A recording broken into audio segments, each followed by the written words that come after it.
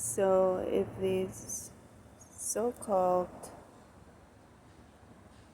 bad guys can get the girls to do anything,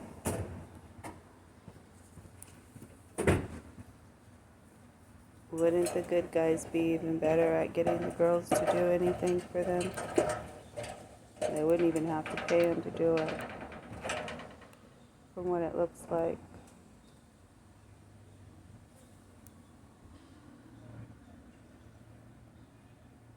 So, bad or good, Jehovah's perspective will prevail.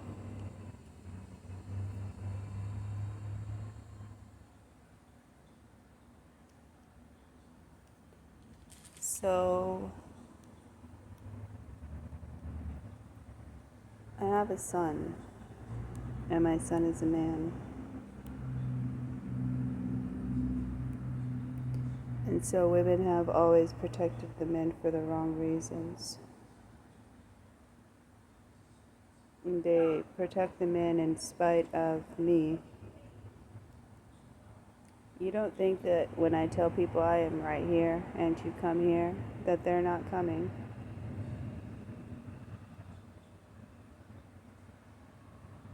Do you think that if I tell people to leave me alone, that they're not somehow trying to work out a way to be reestablished with me in some way? After all, I am dealing with narcissists. I'm a dealer, right? Remember my deck of blank cards? Because everybody gets the same equal opportunity.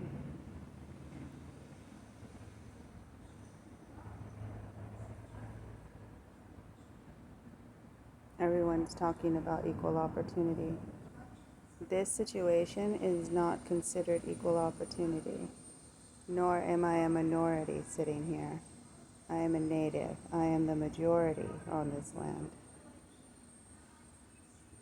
So, from the perspective of the mindset of the system, seeing myself as a minority, which is in itself a prejudice statement and is not equal opportunity, that lets you know right there that the treatment that I'm receiving is based off of more than just one prejudice of me as an individual.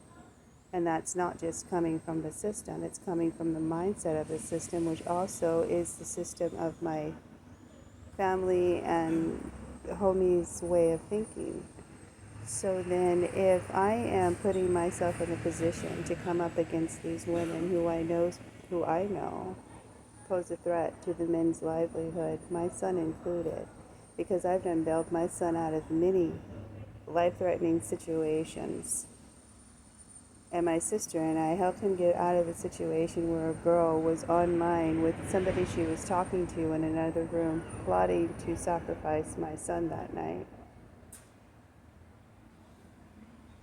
Whatever else was going on there, I have no idea. I just needed the brunt of the story, and I knew I was on my phone with my son in the wee hours of the morning while someone was plotting his death. And my sister and I are trying to figure out how he's going to get out safely. And on top of it, the amount of evil that he said that he felt present in that particular place.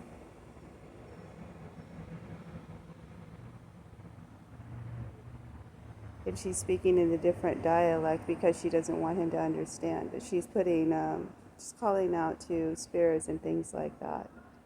She's talking to this man online about what she's getting ready to do to my son.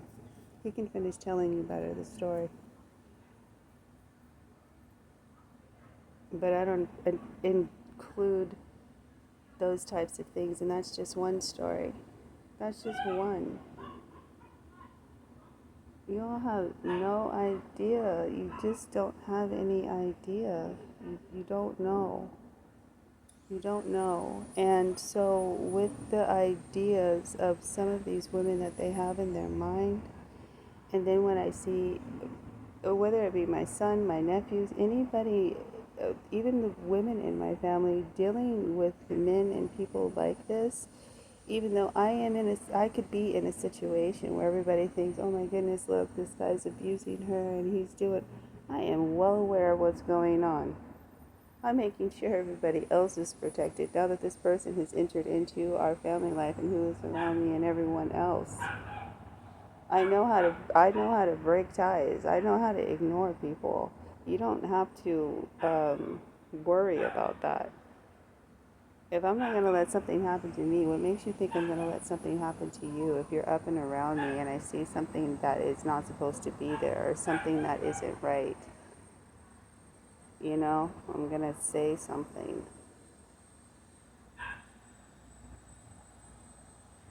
And I go and I investigate people who are pedophiles and predators because I have a particular interest in those people for the reasons that I have been through the life that I have been through, and the people in my life have been subjected to that type of treatment. I am here to end abuse.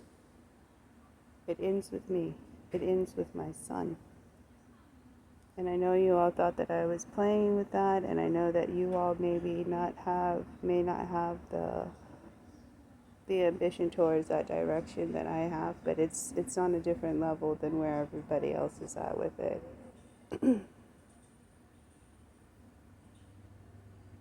And it pains me when I'm hearing that men are succumbing to life-threatening situations simply because a woman looks good or because they not need, but want sex. You need to eat. You don't need sex in order to survive. You don't need it in order to play the game. You don't need it to survive. So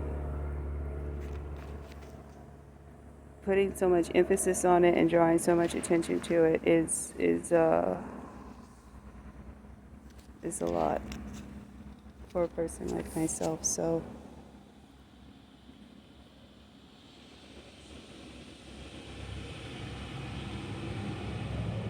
what appears to be as if it's jealousy to women, that's like the worst thing anybody could ever accuse me of, because I know when men and women think like that, it puts me in more of a vulnerable situation, because then nobody is believing me. They're thinking that I'm actually jealous of somebody's sinful state. And that becomes the most frustrating of all of the situations. I am not jealous of anybody, but I sure don't want some of you women around these men at all. Like, at all. But the men would make the final decision. I have to sit through, because if I'm not sitting through and I'm not watching and something goes wrong, then what could I have done to prevent this from happening? We're not going to make any mistakes. It's going to be the mistake of the person who's making the choice to continue to be around these type of mindset of people and to entertain their conversation. Entertaining their conversation is just as well as putting a gun to your head, is my point. But I have to let you see it, and I hope that people get to see it before it goes too far. And I'm sad too that people would think that I'm actually jealous.